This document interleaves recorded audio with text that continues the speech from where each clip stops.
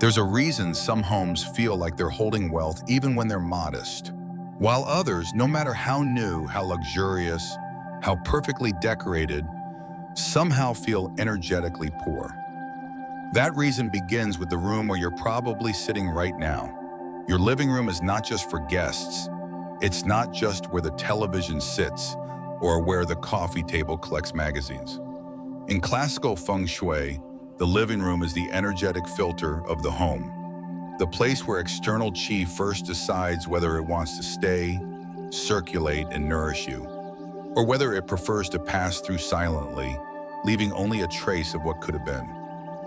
Wealth, in Feng Shui terms, is not just the money you earn. It's the quality of energy your space holds.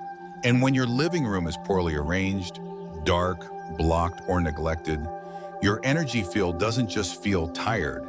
It begins to reject opportunity. Think of your living room as the heart's vestibule, the passage through which your home breathes.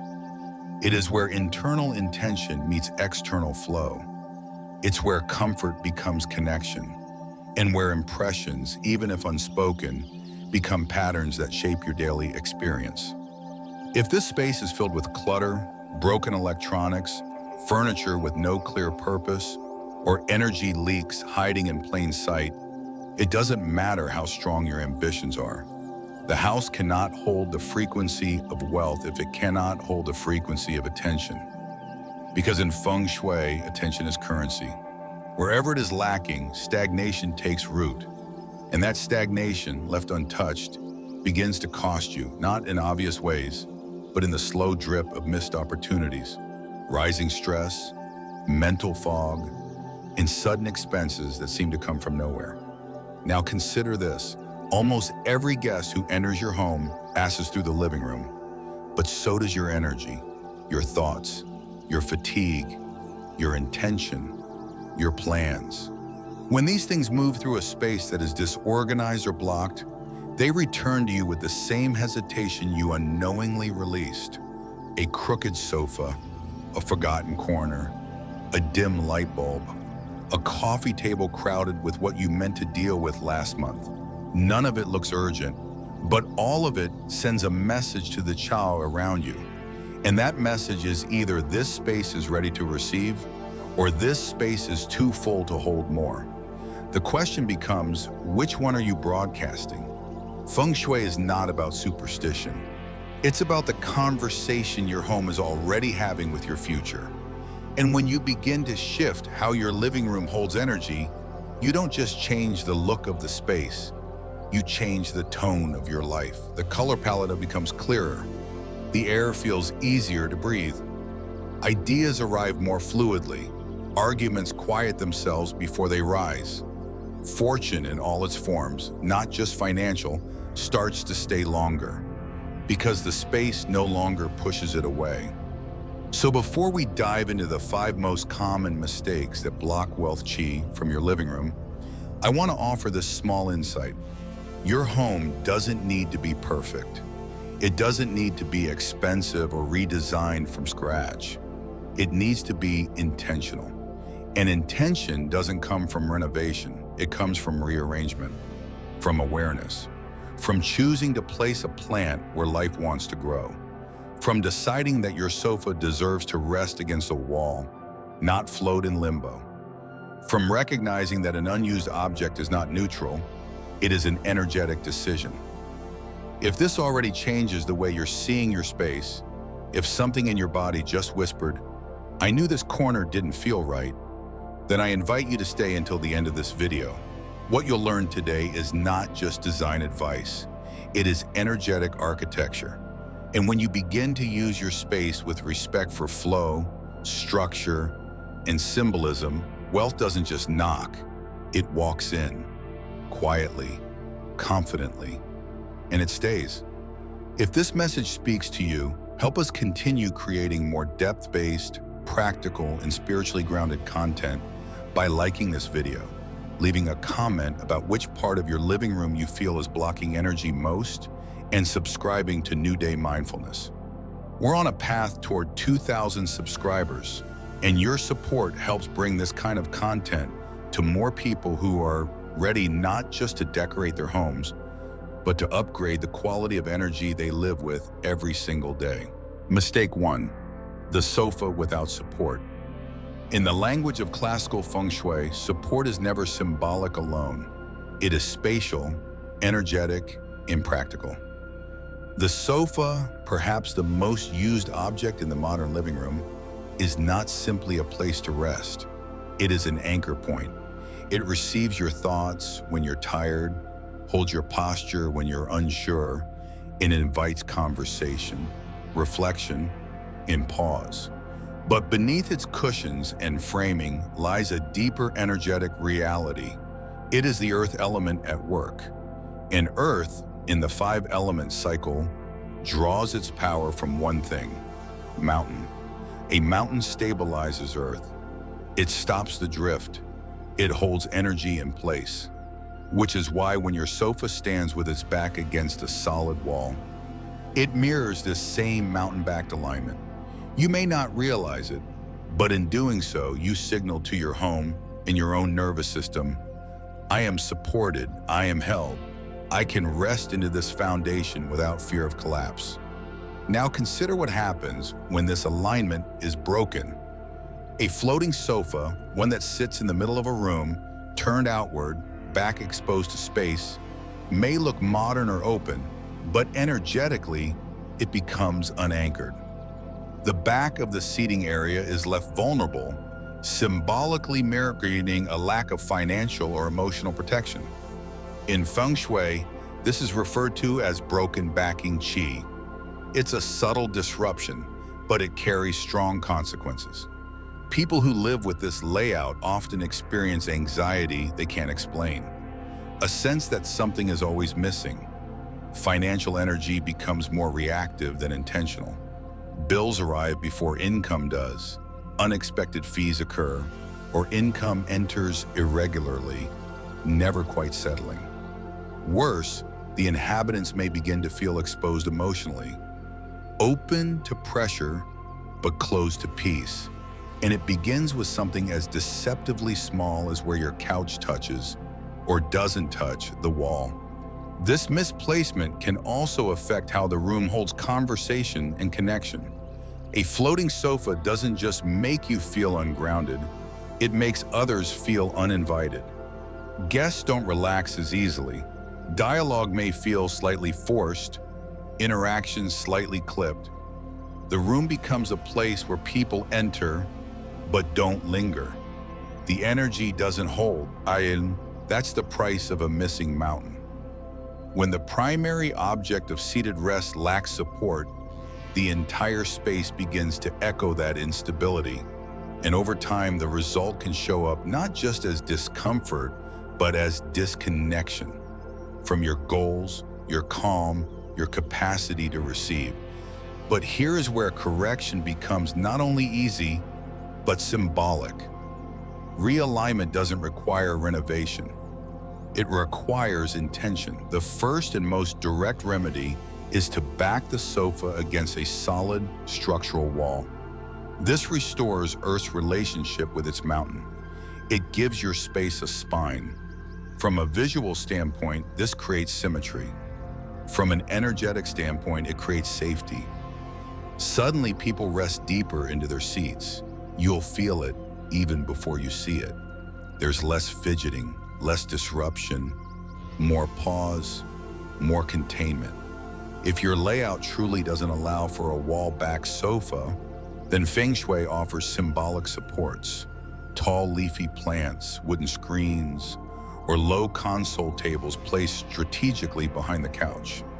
These don't merely fill space.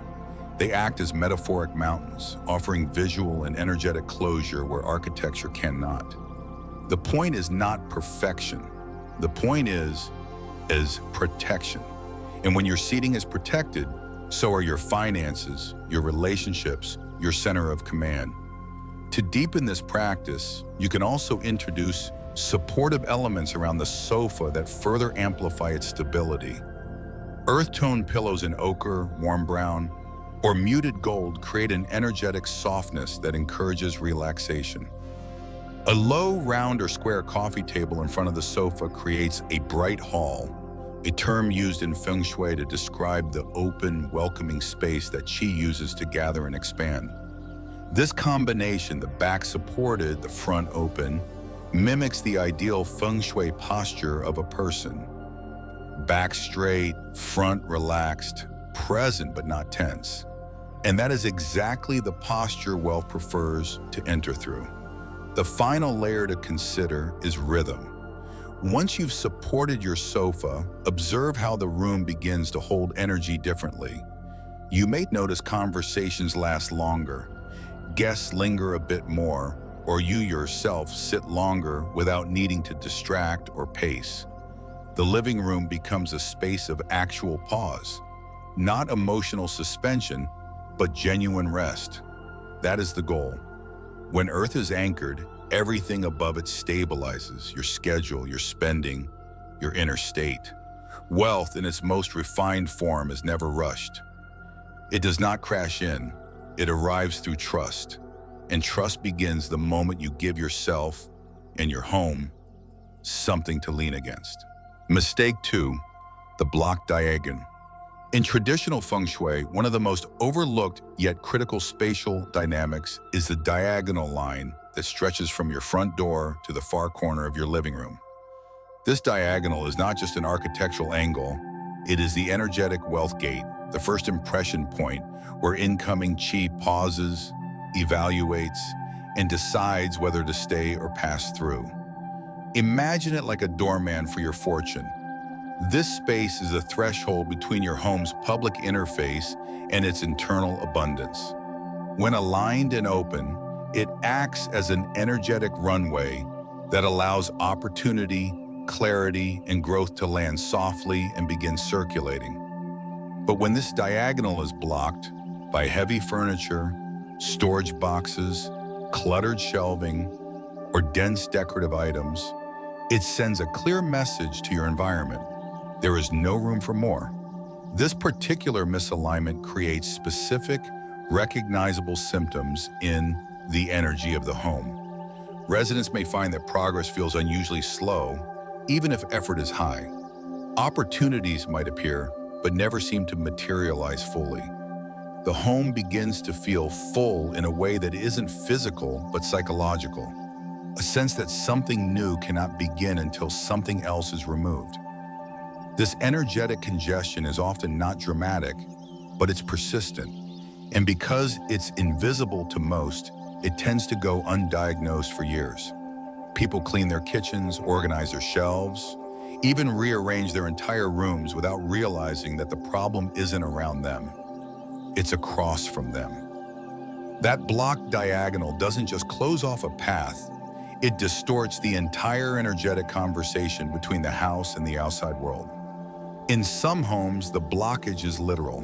A tall armchair parked in the diagonal corner, a dusty fan or appliance, or a bookshelf that looms like a barricade. In others, it's symbolic.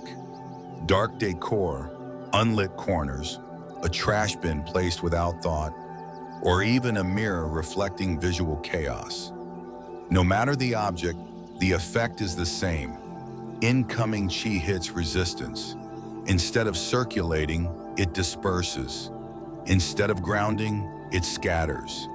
And with it go focus, motivation, and the quiet confidence that often precedes success.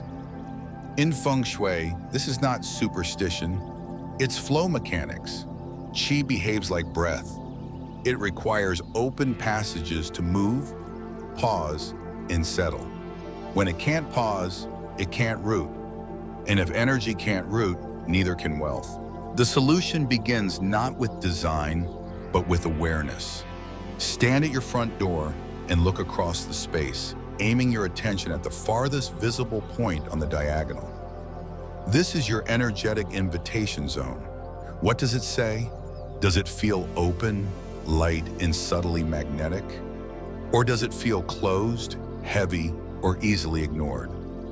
The goal here is not to impress, it's to receive. This area should feel like an exhale, uncluttered, gently lit, and softly anchored. One of the simplest corrections is to place a soft area rug in this corner. The rug creates a sense of landing, a place for energy to arrive. You can also place a live plant here, ideally one with round or upward-pointing leaves like golden pothos or peace lily, which signal openness and growth. Lighting is key. Even a single floor lamp or warm LED placed low in the corner can change the entire mood. Think of this space not as a display, but as a welcome. The more gentle and sincere it feels, the more qi wants to stay. Some practitioners recommend placing a small water feature in this diagonal if the layout allows, as flowing water nourishes the wealth qi. But even without a fountain, small adjustments make profound differences. For example, replacing dark art with light-tone imagery, using rounded furniture instead of sharp angles, or introducing objects in green, purple, or gold, colors associated with prosperity, can all enhance receptivity. What matters most is the feeling of intentionality. When energy senses that a space was prepared with care, it responds accordingly. Qi is not abstract, it's reactive. It mirrors your patterns and preferences. So when you open your wealth gate, you're not just inviting money, you're inviting alignment. There's also a personal psychological benefit to clearing this space. Many people report that simply standing in their unblocked diagonal for a few moments each morning helps clarify their goals and reduce the emotional friction around starting new tasks. Because when that corner is open, your inner world subconsciously receives the message. There is a clear path forward. And that sense of clarity, reinforced day after day, has ripple effects far beyond decor. You begin making faster decisions, you notice opportunities more easily, and you feel less mentally entangled with old frustrations. It's not magic, it's resonance. To maintain this alignment over time, treat the diagonal like a sacred border crossing. Don't place heavy objects here, even temporarily. Don't let it become a zone for laundry baskets, storage bins, or gift bags waiting to be moved elsewhere. Protect it, refresh it monthly, add seasonal elements like a red ribbon during Lunar New Year or a bowl of oranges during spring to keep the qi playful and engaged. Over time, your living room will not only look better, it will feel more alive, more responsive, more forgiving. And that's what real Feng Shui does. It doesn't just fix a room, it teaches your space to collaborate with your life. Mistake 3, dead energy from electronics or decor. In classical Feng Shui, everything in a home either circulates life force or slows it down. One of the most overlooked forms of energetic disruption stems not from clutter alone, but from what practitioners call yin decay. The silent stagnation that accumulates around broken electronics, unused decor, or objects that have lost their purpose. These items don't scream for attention. They don't necessarily make a space look messy, but they sit quietly, emitting low vibration frequencies that affect how qi moves through the room, and more importantly, how you feel within it. Yin decay is subtle, but its effects are cumulative. Over time, the presence of dormant technology or outdated decorations creates a kind of energetic heaviness. Your body may not always register it consciously, but your nervous system does. You might find yourself feeling mentally foggy when you sit down to relax, or oddly restless without knowing why. Projects stall, conversations lose rhythm, small miscommunications multiply, and the living room begins to feel like a space you're merely tolerating rather than one that supports your well-being. From a Feng Shui perspective, broken clocks are among the most symbolically disruptive. A clock that no longer moves doesn't just mark time, it holds you in a moment that's already passed. It anchors the room to a cycle that no longer serves your current path. That energy, while subtle, tells the home to expect more of the same. A stopped clock is an energetic echo of unfinished business, often associated with financial stalling, mistiming, or a sense that no matter how much effort you put in, progress doesn't show up on time. Likewise, unused televisions or dead speakers are visual black holes, large dark rectangles that absorb qi without reflecting it. And while most modern homes include screens of some kind, it's their state and placement that determines their effect. A dusty television that hasn't been used in weeks, or one placed directly across from a mirror or window, scatters energy and contributes to overstimulation, distraction, or even low-level fatigue. These electronic items become sources of energetic noise, even when turned off. But it's not just tech. Decor also carries frequency. An empty vase, especially when left in a neglected corner or displayed with no intention, is interpreted in Feng Shui as an unfulfilled container, a symbol of potential that has not been activated. While emptiness can be powerful when deliberate, accidental emptiness signals loss or delay. The message it sends is something is missing here, and that message reverberates into how the space interacts with incoming chai. This doesn't mean every object must be filled or flashy, but it does mean that everything in your living room should feel either complete or active. When items become stagnant, so do the outcomes of the people who live alongside them. Correcting this form of energetic decay doesn't require drastic change. It begins with recognition. Walk through your living room with fresh eyes, not judging what you see, but asking a simple question. Is this object alive or asleep? Anything that hasn't been used, touched, or appreciated in the last 30 days deserves a second look. Ask yourself whether it holds any active function or emotional relevance.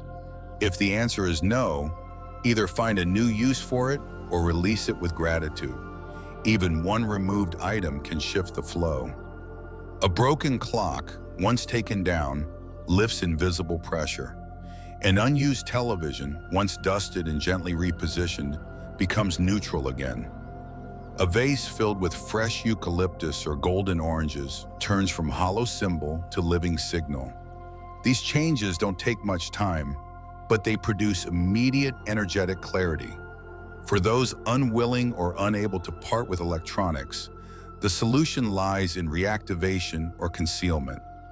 Cover unused televisions with decorative fabric or a wooden screen when not in use. Incorporate small, upward-growing plants like golden pothos nearby to rebalance energy loss. If you have a speaker system you rarely use, clean it, reposition it, and consider playing soft instrumental music in the morning or evening to give it purpose. A dormant object, once invited back into rhythm, begins to cooperate with the room again. And that cooperation is what Feng Shui is truly about. Not perfection, but participation. Everything in your space should be part of the conversation. Everything should either say, I support you, or I reflect your goals. An especially powerful remedy for yin decay is the introduction of movement.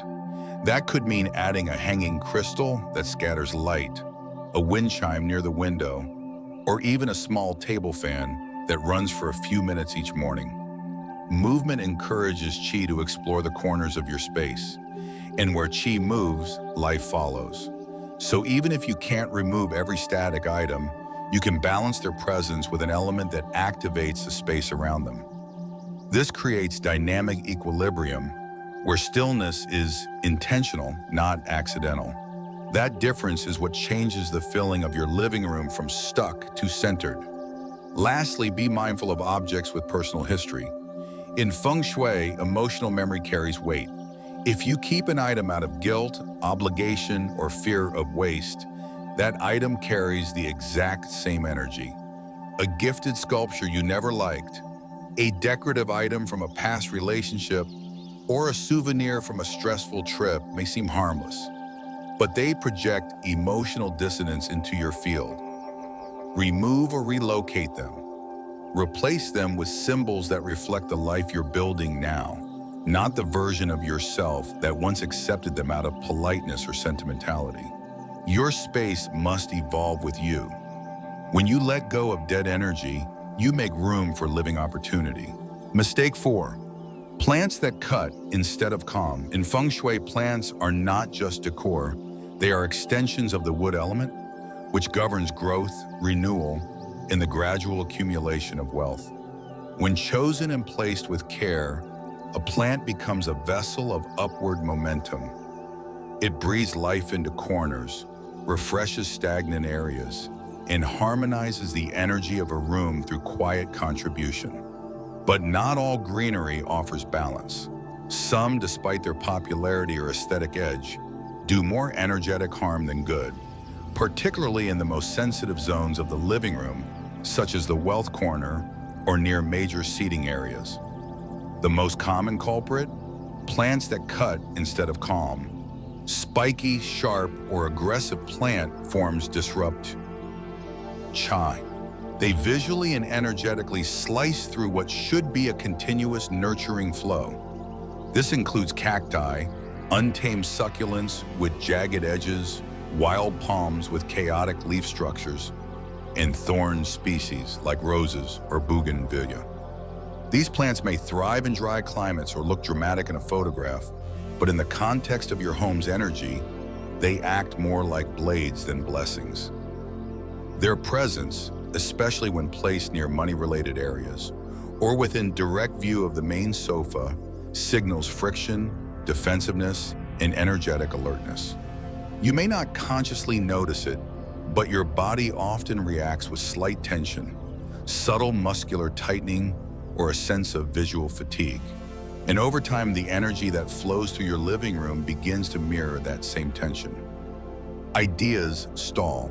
Conversations become more transactional.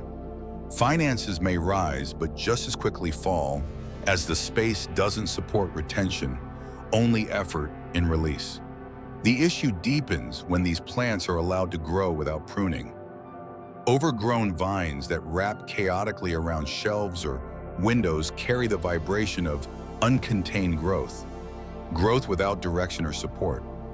In Feng Shui, this often correlates with work-life imbalance, erratic savings patterns, or impulsive spending habits. The space may look green, but the qi behaves like a person sprinting in circles, active but unfocused. Worse still, when these types of plants are placed in the southeast corner of the living room, known in traditional practice as the wealth palace, their sharp energy undermines the very flow they're meant to enhance. Instead of attracting steady financial opportunity, they subtly repel it. The remedy begins with both removal and replacement. Cacti, thorny vines, and aggressive spikiness should be relocated outdoors or rehomed entirely. In their place, introduce soft-leaved species with symbolic weight. The golden pothos, for instance, is favored for its trailing, rounded leaves that suggest wealth cascading inward. It's low maintenance and naturally grows in the direction of support. The jade plant is another classic, with its thick, coin-shaped leaves symbolizing prosperity that grows slowly but surely. Then there's the snake plant, a vertical grower that clears air and offers structure without threat. Despite its name, the snake plant's energy is not piercing. It is stable, clear, and firm, a quiet visual representation of boundaries that do not harm. Placement matters just as much as selection. Never crowd your living room with too many plants, no matter how gentle they are. The wood element supports growth, but too much of it overtakes fire, joy, visibility, and earth stability. Balance your greenery by placing 1 or 2 intentional plants near windows, shelves, or low tables.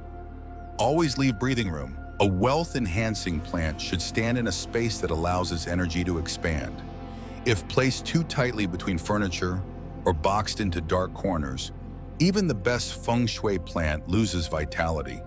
And a plant in poor health, yellowing leaves, broken stems, drooping posture, acts as an energetic drain. It tells qi that your space can no longer maintain what it attracts. To keep plant energy harmonized, pruning is non-negotiable. Trim any dead leaves, shape overgrowth regularly, and rotate the plant's direction weekly to encourage even energy flow. Water gently and with presence. In Feng Shui, tending to a plant is not just about horticulture. It is an energetic agreement. You care for it, it cares for the room, and the room reflects that care back into your life. Some practitioners also place a small piece of rose quartz or clear quartz in the soil to amplify the plant's frequency. While this may seem subtle, the result over time is a space that feels emotionally warmer, intellectually clearer, and energetically more generous. Finally, let your plants speak. Not literally, of course, but visually. Do they seem to reach toward light, or are they slumping in avoidance? Do they harmonize with the objects around them, or do they feel like outliers? If a plant feels aggressive, discordant, or heavy, trust that signal. Energy moves faster than explanation. A single aggressive plant placed in the wrong corner can take weeks to show its efficacy. But once noticed, the fatigue, impatience, or financial imbalance makes sudden sense. This is why subtle observation is so crucial. Feng Shui is not about belief. It is about pattern. So step back. Look at the green life inside your living room.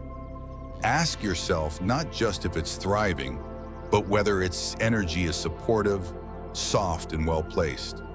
You don't need a jungle to create flow. You need a few living symbols of balance, placed with wisdom, intended with care.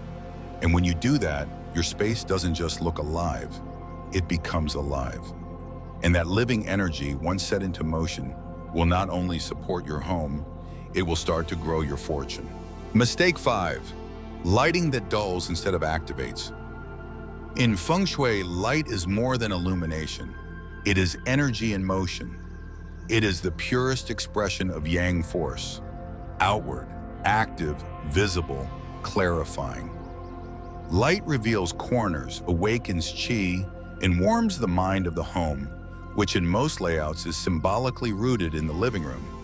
When properly aligned, light doesn't just brighten a space, it sharpens intention, invites clarity, and magnetizes opportunity.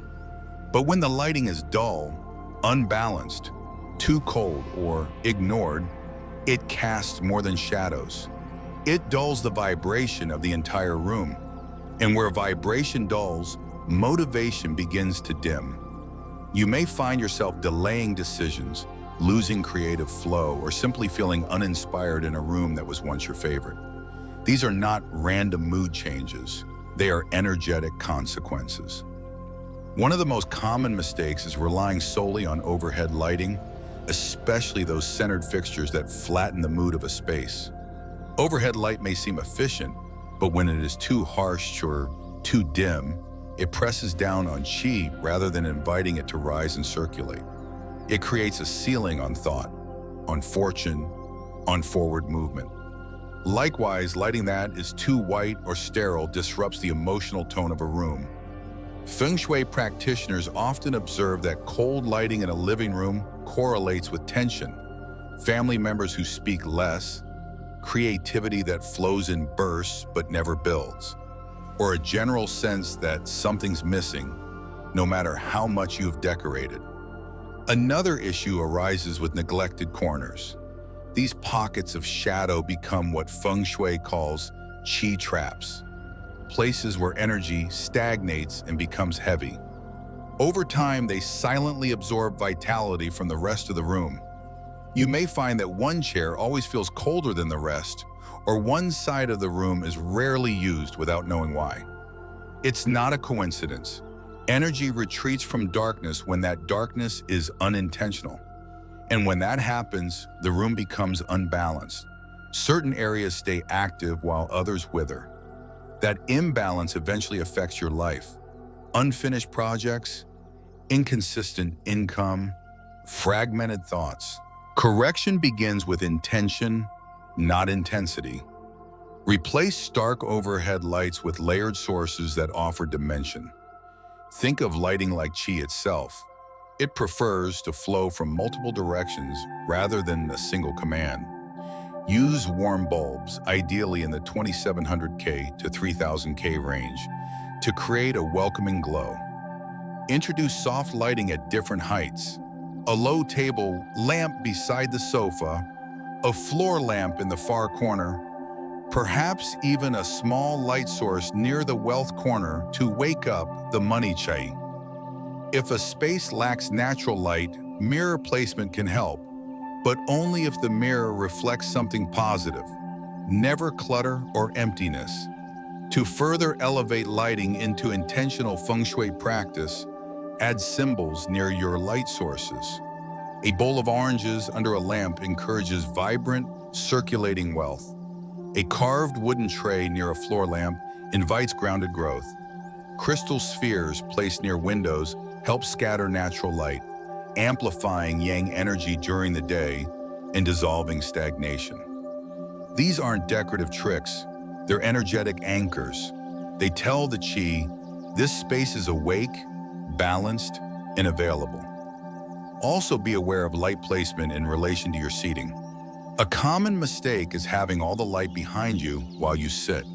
This places your body in shadow and symbolically positions your mind in darkness.